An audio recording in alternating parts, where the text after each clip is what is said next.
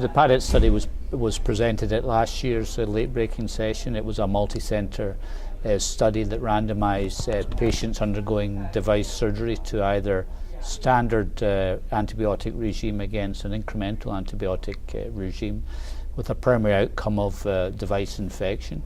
The result was that the extra antibiotics did seem to reduce the rates of infection, but just missed statistical significance.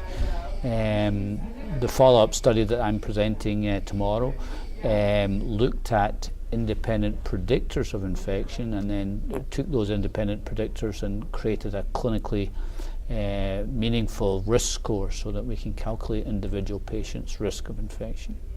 And so what does the score look like? What are the elements that are used to create it? Yeah, there's 5 elements to it.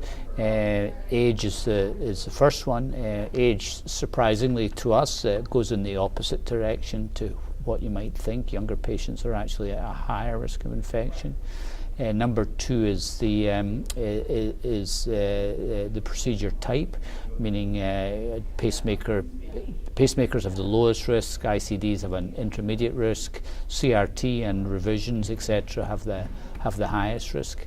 Immunocompromise, renal dysfunction, and finally the number of previous procedures on the pocket is very important. You get 1 point if you've had 1 previous procedure, and actually 4 points if you have had more than 1 previous procedure. 5% of the population had an infection risk score of 7 and more, and those patients have a risk of infection of about 4%.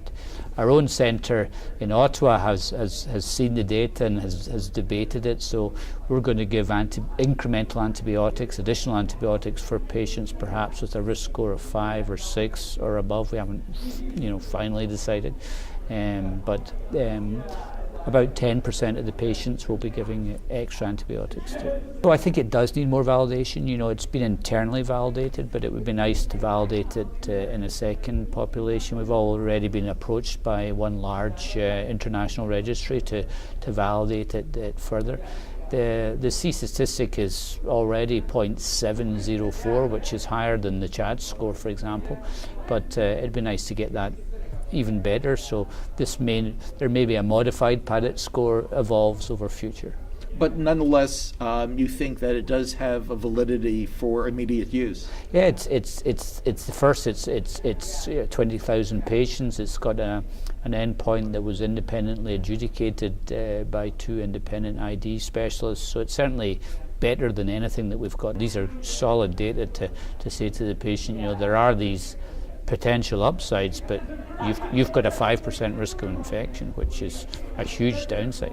Patients who are on the fence as an indication, or on the fence for personal reasons, this will be some nice data to show them, well, your risk is this.